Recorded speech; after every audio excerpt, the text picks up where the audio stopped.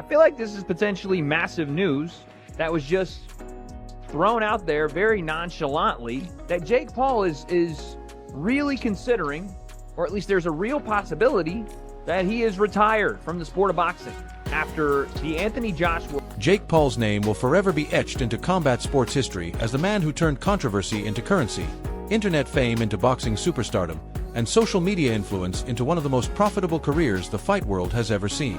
When he first stepped into the boxing ring, almost nobody took him seriously. Traditional boxing fans mocked him, former champions laughed at him, and analysts dismissed him as nothing more than a temporary publicity stunt. To them, he was just another YouTuber chasing attention. But Jake Paul did something nobody expected. He transformed hate into hype, criticism into promotion, and every viral moment into another massive payday. He wasn't just fighting opponents. He was fighting an entire establishment that never wanted to accept him. Yet somehow, against all odds, he forced the entire combat sports industry to pay attention. Every press conference became headline news. Every weigh-in felt like a global event. Every knockout exploded across social media like a wildfire.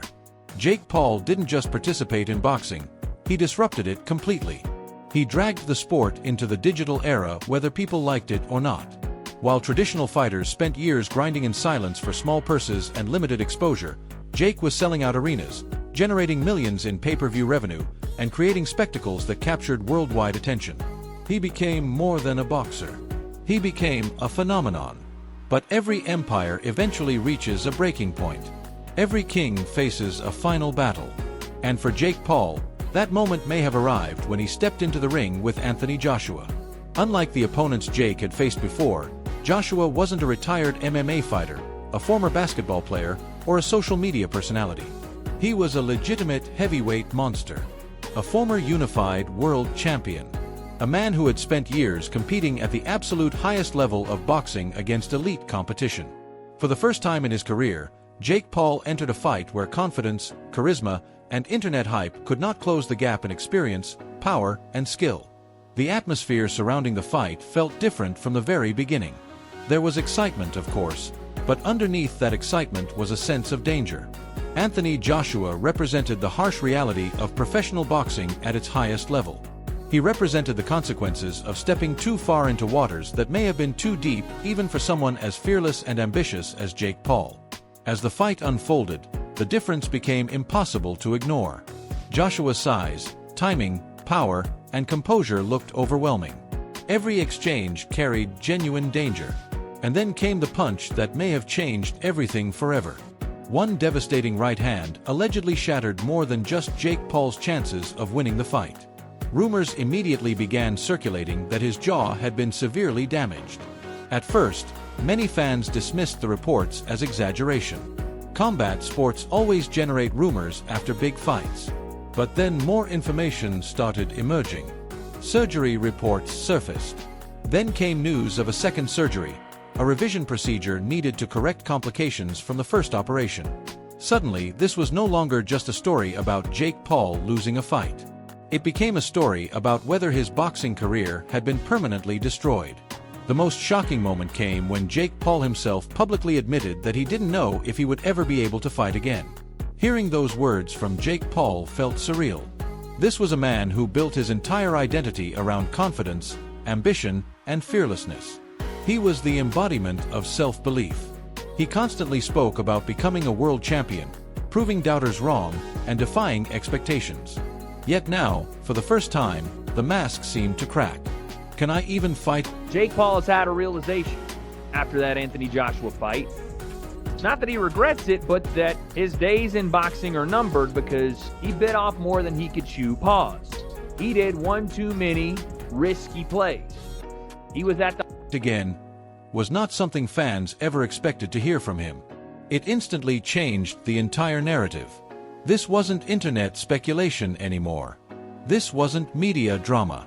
This was Jake Paul openly admitting that doctors were uncertain about his future.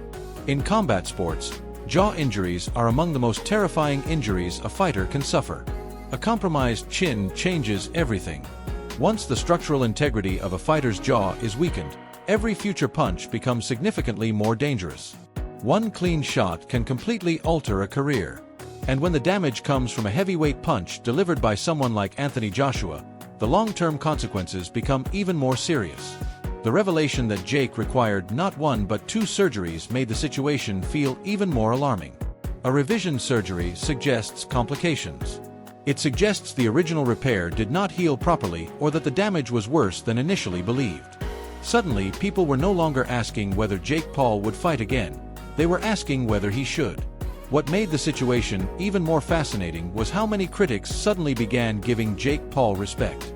Love him or hate him, it became impossible to deny the impact he had on combat sports. Jake Paul changed the business forever. He brought millions of young fans into boxing. He created opportunities for fighters who had struggled for recognition. Through Most Valuable Promotions, he helped elevate women's boxing and gave athletes like Amanda Serrano mainstream attention. He proved that digital influence could rival traditional sports stardom. He forced old-school promoters to adapt to a new era driven by online audiences and viral content. That is why many analysts began asking an interesting question.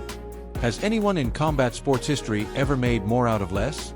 Jake Paul entered boxing with almost no traditional background and somehow built a global empire. He generated more attention than many world champions. He earned more money than countless elite fighters ever dreamed of making. He turned himself into one of the biggest draws in combat sports despite beginning as an outsider nobody respected.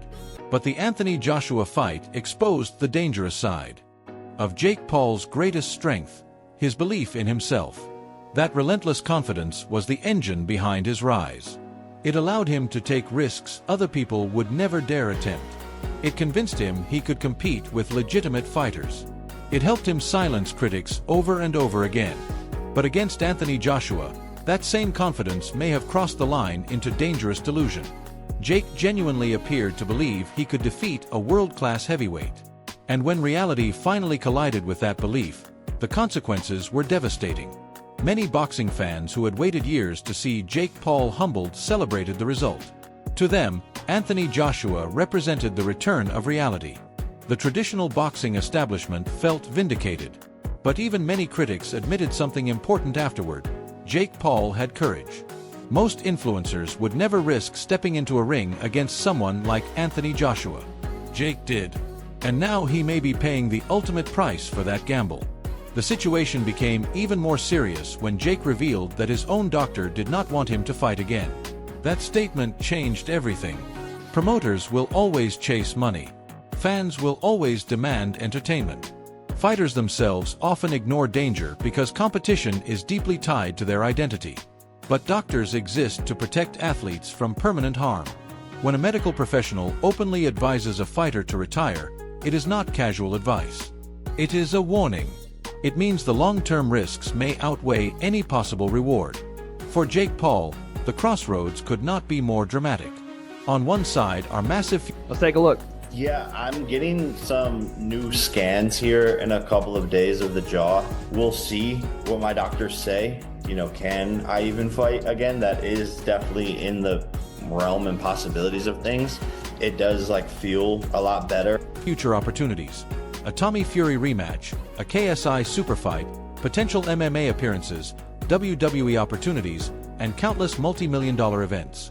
On the other side is the reality of permanent damage and lifelong health consequences. Most fighters continue competing because they need money. Jake Paul does not have that problem. He has already built generational wealth.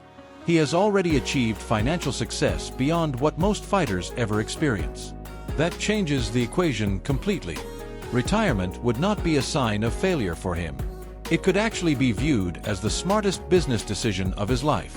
But walking away from combat sports is never easy, especially for someone whose entire identity has become tied to attention, competition, and proving people wrong. Fighters are addicted to the adrenaline, the spotlight, the crowd reaction, and the feeling of defying expectations. For someone like Jake Paul, stepping away from that world may be psychologically harder than enduring physical pain. And that is what makes this story so compelling. This is not just about a jaw injury. It is about identity. It is about ego. It is about a man who built an empire through impossible self-belief suddenly confronting the limits of reality. The fascinating thing is that Jake Paul's legacy may already be secure regardless of whether he ever fights again. He completely changed how combat sports are marketed and monetized. He showed future generations that charisma and audience connection can be just as powerful as traditional credentials. He created a blueprint that others will try to follow for years. Even if his boxing career ends here, his influence on the industry will remain enormous. And perhaps that is why this entire situation feels so dramatic. If this truly is the end, it would not simply be the retirement of one fighter. It would feel like the end of an entire era, the era where influencer boxing exploded into mainstream relevance and completely reshaped the combat sports landscape. Yet there is also another possibility. Maybe this is not the end at all. Maybe this is simply the next transformation in Jake Paul's evolution. Even if he never boxes again, he could still dominate the industry as a promoter, businessman, WWE personality, or media mogul. Because Jake Paul's greatest talent was never punching power. His greatest talent was attention. He understood modern media better than almost anyone in sports.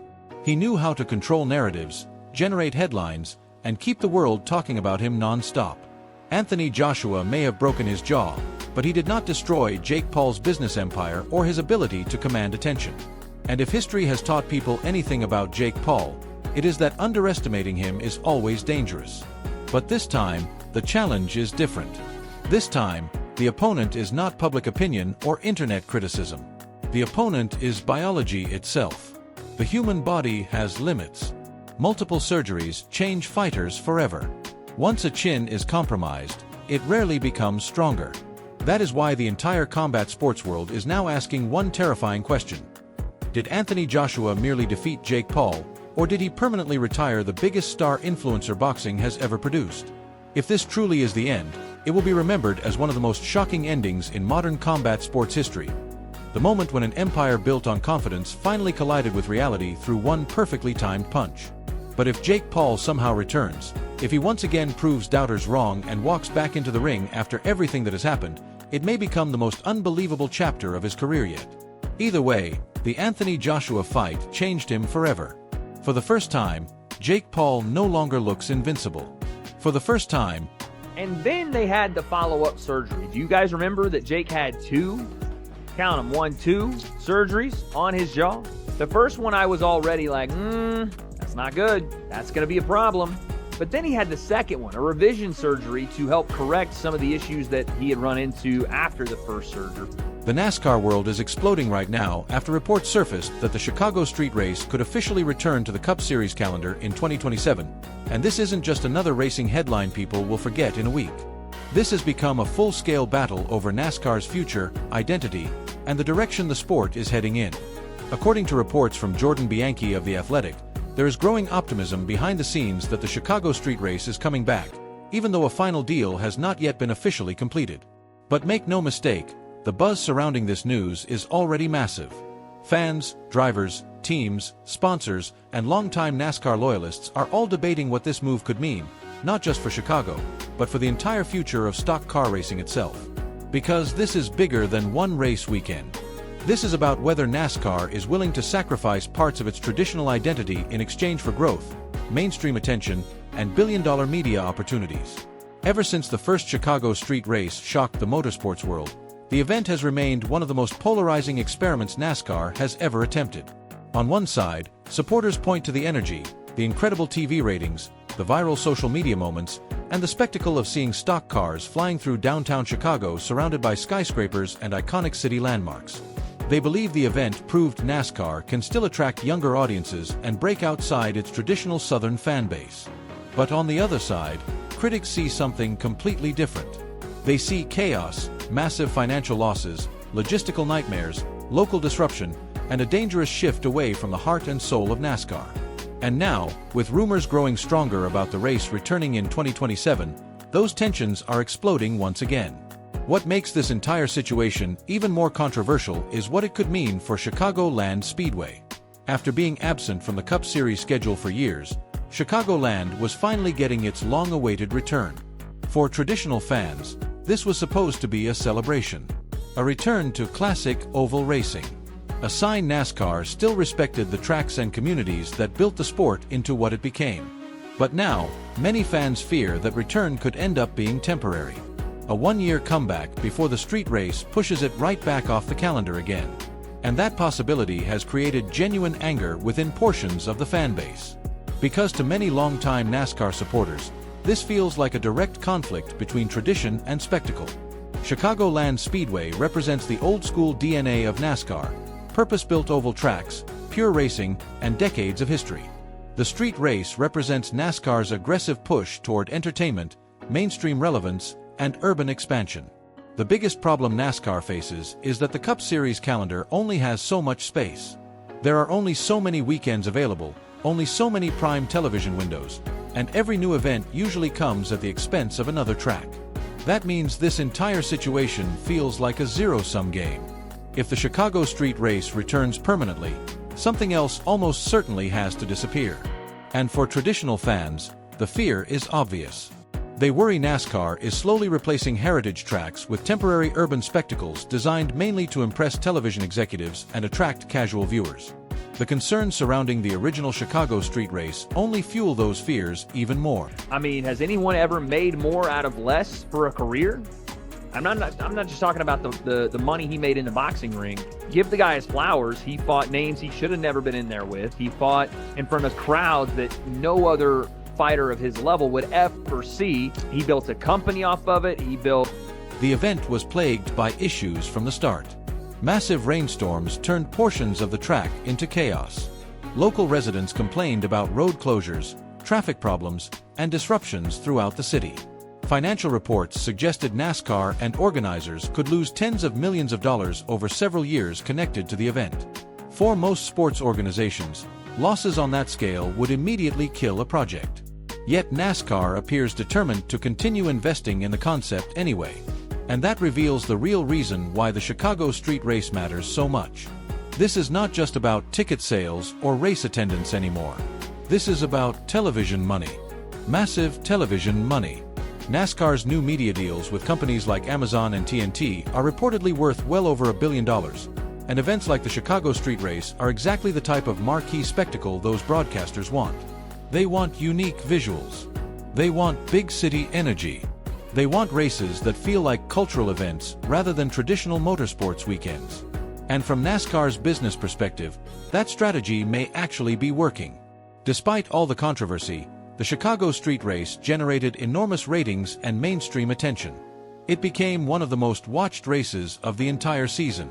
Suddenly, NASCAR was being discussed far beyond its normal audience. Sports fans who never usually watched stock car racing were paying attention simply because the event looked different. That kind of exposure is incredibly valuable in today's entertainment landscape. Modern sports are no longer competing only against each other. They are competing against streaming platforms, social media, gaming, and every other form of digital entertainment fighting for people's attention spans. NASCAR understands that surviving in the modern era requires constant reinvention. And that is exactly why the Chicago street race remains so important to the sport's leadership despite the criticism. But here's the dangerous part. Every step NASCAR takes toward mainstream entertainment creates a risk of alienating the loyal fan base that supported the sport for generations. Traditional NASCAR fans don't just love racing. They love the culture, history, and identity attached to classic oval tracks. They love places like North Wilkesboro, Rockingham, Bowman Gray, and Chicagoland Speedway because those tracks feel authentic. They represent the roots of the sport. To many fans, NASCAR abandoning those venues for city street circuits feels almost like a betrayal. The NASCAR world is exploding right now after reports surfaced that the Chicago street race could officially Never heal the same, and he may never be able to box because of it. But if you're already having thoughts of retirement, then you should probably do it. You know, you especially for a guy like Jake who's made more money than, again, most boxers have ever made, than most boxing promotions have ever made, right? He's made a shit ton of money. Tes the feeling that the sport is turning its back on the very people who kept it alive during difficult years. And that emotional divide is becoming more obvious every season. Some fans fully embrace NASCAR's evolution and believe street races are necessary for growth. Others feel the sport is losing its soul in pursuit of television ratings and corporate partnerships. What makes this debate so complicated is that both sides actually have valid arguments. Traditional tracks carry history and authenticity that can never truly be replaced.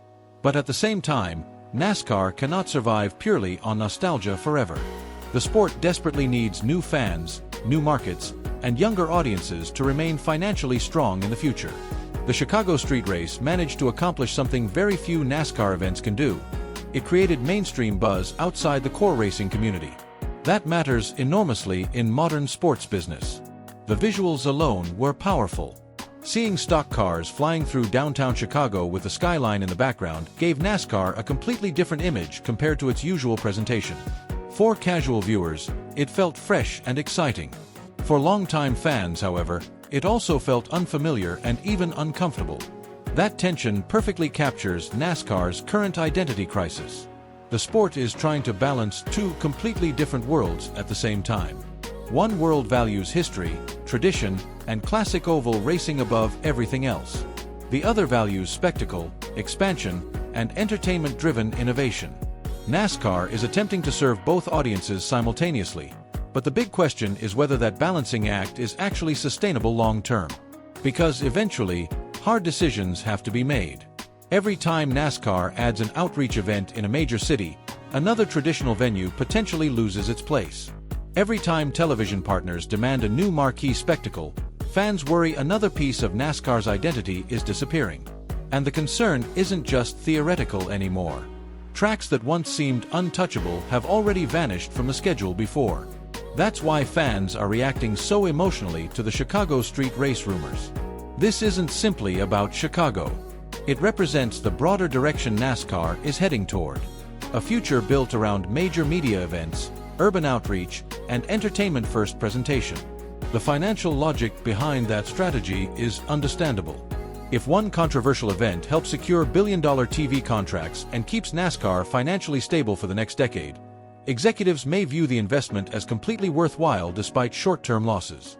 But critics argue there is a hidden danger in relying too heavily on spectacle. If NASCAR focuses too much on attracting casual viewers while slowly pushing away its core fan base, the sport risks becoming financially successful but culturally hollow.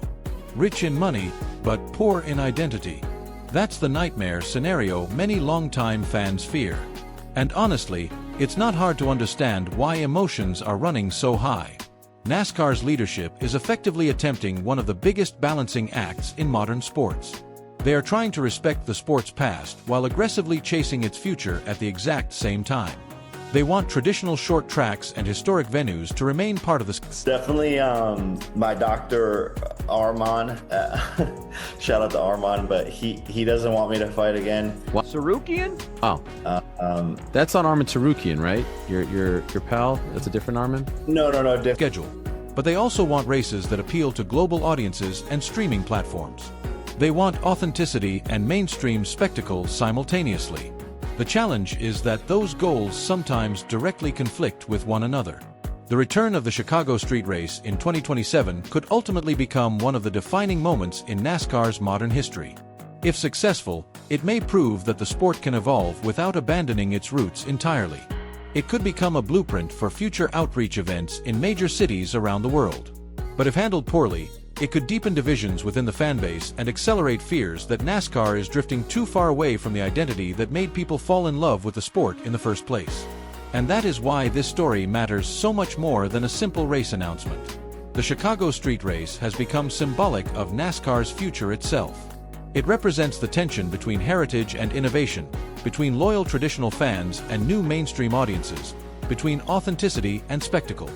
NASCAR is standing at a crossroads right now, trying to decide what kind of sport it wants to become over the next generation. And the decisions made around Chicago could shape that future for years to come. Whether fans love the street race or absolutely hate it, one thing is undeniable. NASCAR's evolution is happening in real time, and the entire motorsports world is watching to see whether this bold gamble ultimately leads to growth and reinvention, or whether it becomes the moment the sport lost touch with the identity that built it into an American racing powerhouse in the first place. Errol Spence Jr. is no stranger to pressure, pain, or proving people wrong. But this time feels different.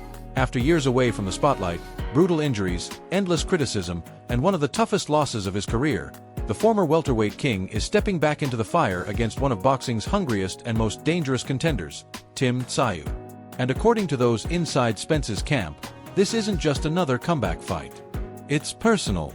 Inside the gym, Derek James sits silently watching film over and over again, studying every movement Tim Tszyu makes.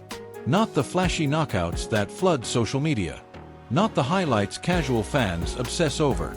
He's searching for something deeper, a hidden weakness buried underneath Tsayu's relentless pressure and aggression. And eventually, he finds it. A tiny defensive opening during the transition from offense to defense. A split second where Tszyu becomes vulnerable. While the boxing world paints Tim Tszyu as an unstoppable wrecking machine, Derek James believes there's a blueprint to beat him. A rhythm that can be interrupted. A pressure style that can be turned against him. The confidence inside Spence's camp starts growing stronger with every training session. And Errol Spence Jr.? He looks reborn. The atmosphere around camp is completely different from what many expected.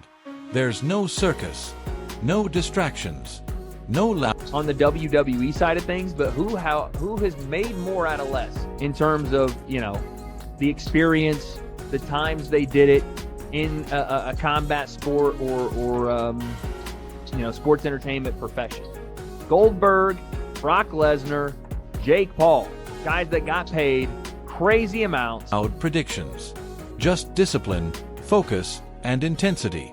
Derek James calls it the Midwest mindset, staying humble, grinding harder than everyone else, and respecting every opponent like they're the most dangerous fighter alive.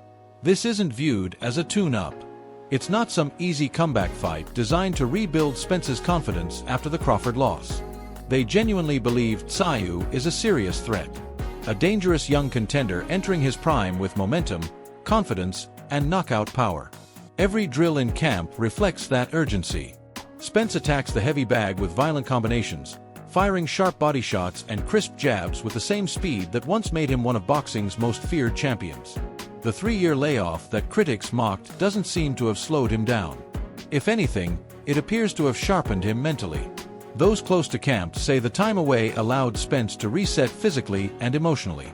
Years of pressure, title defenses, negotiations, injuries, and personal battles had slowly drained him. The Crawford defeat became the breaking point, but also the wake-up call. The tension between both fighters exploded after Tszyu publicly called Spence trash during interviews. That comment reportedly stayed in Spence's mind throughout camp. It became fuel during brutal conditioning sessions, fuel during exhausting sparring rounds, fuel every time his body screamed for rest. That became crystal clear during the now-viral hallway encounter between both fighters. Tszyu extended his hand respectfully before a media event, but Spence refused to shake it. He stared directly through him with cold intensity, making one thing obvious: this fight is no longer business. It's personal warfare. You could feel the tension instantly. Fans and media watching nearby knew something had changed. The respect and politeness were gone. Spence's refusal wasn't a publicity stunt. It was psychological warfare. A warning that he's entering this fight with a completely different mentality. For years, Errol Spence Jr. was known as the calm, composed technician who let his fists do the talking. But now there's a darker edge to him. A veteran who feels doubted, disrespected, and written off. Meanwhile, Tim Tszyu couldn't care less about emotions. The Australian star has built his reputation on pressure, confidence, and fearlessness.